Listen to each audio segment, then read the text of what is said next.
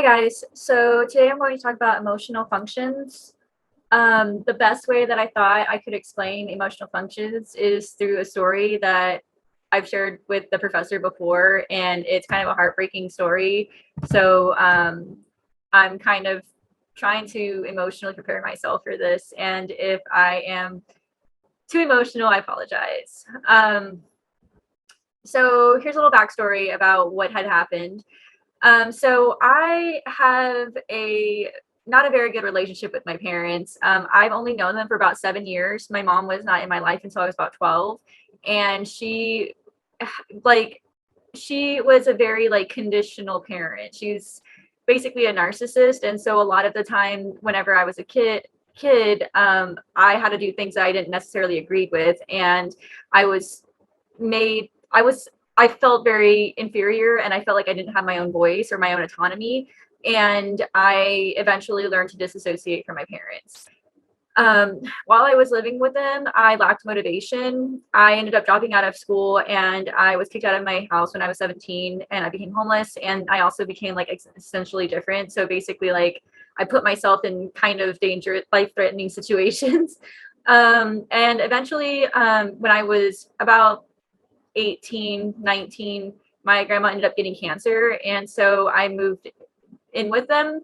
And my grandma really motivated me to go back to school, get my high school graduation, and get a good job. And one of the jobs that I ended up obtaining was I worked for Killeen Independent School District, and I've been working with them for 10 years.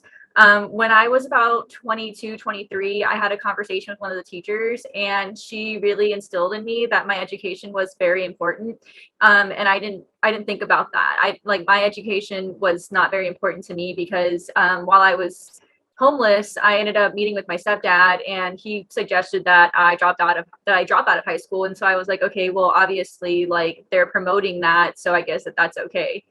Um, so I ended up going to art school in Georgia, and I wanted to rebuild my connection with my family.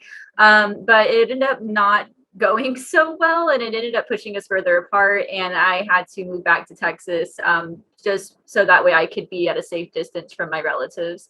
I ended up going to therapy, and I found out that I had social anxiety disorder and PTSD, and that it was through the relationship that I had with my mother. Um, and I had to learn how to basically like love my family from a distance. So during the quarantine, I felt like it was important to reconnect with family and friends and like figure out what relationships really matter to me.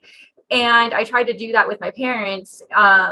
But we ended up not talking as often, like maybe once a week, once a month. And it was honestly like conversations about things that aren't really personal. They were very just like vague conversations, like, how's the weather, you know?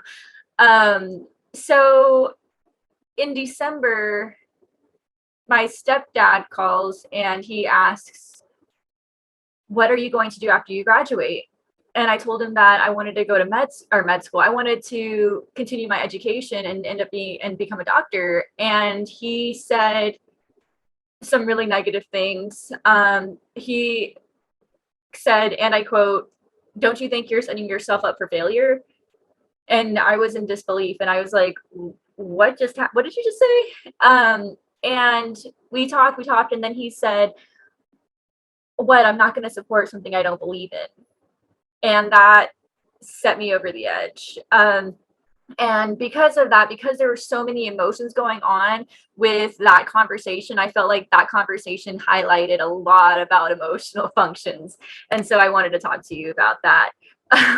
So I found this meme because I truly idolized my stepdad. I thought that he served in Iraq.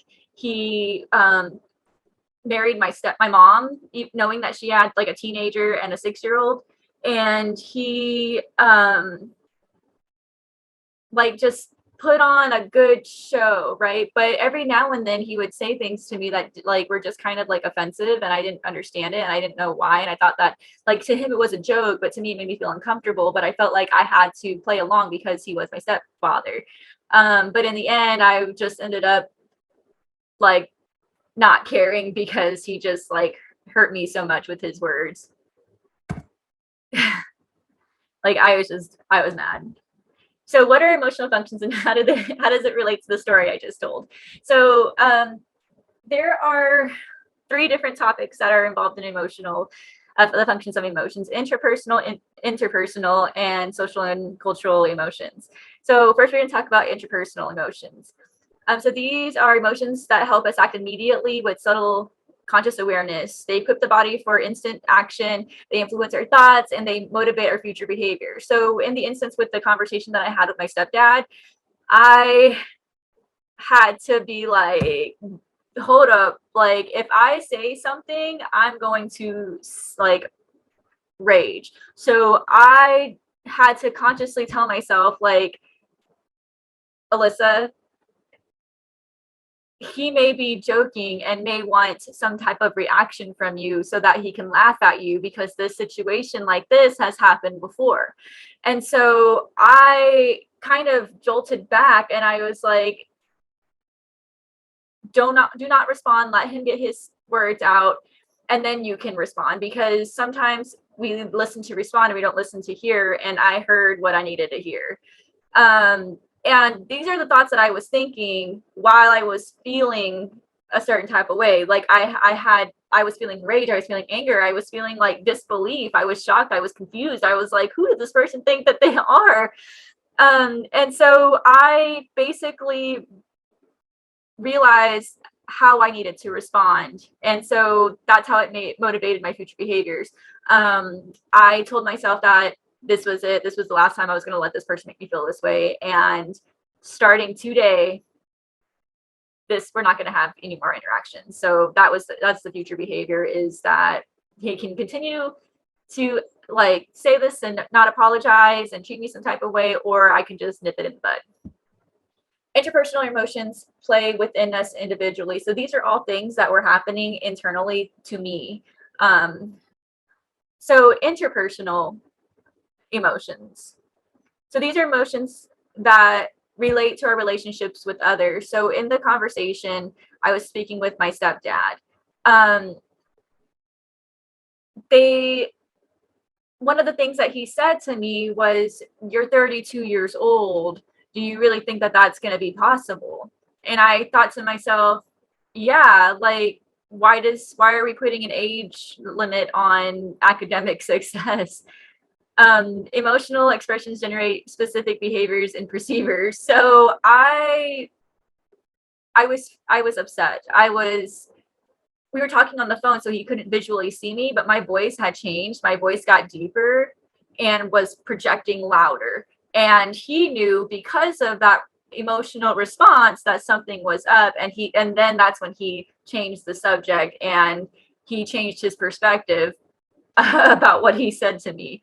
Emotional expressions provide incentives for desired social behavior. So after I had told him that I didn't ask for his opinion, that I was just answering this question, and that I actually have some professors that are willing to advise me, and that I have professional coworkers that are like rooting me on and that believe in me, and my academic, like my grades are okay, like I meet the qualifications.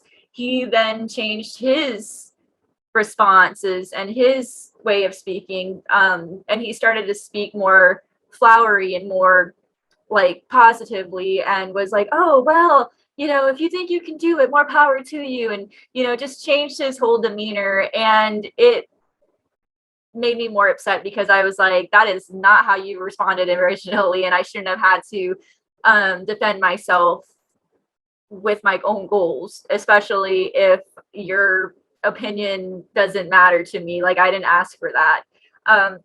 So again, interpersonal emotions relate to our relationships with others. So I basically was like, I don't think I can handle this type of relationship anymore. And so I ended up throwing the ring into Mordor. Like, and when I say ring, I mean the only thing that was connecting me to my parents. Social and cultural emotions. So these are displayed through cultural display rules.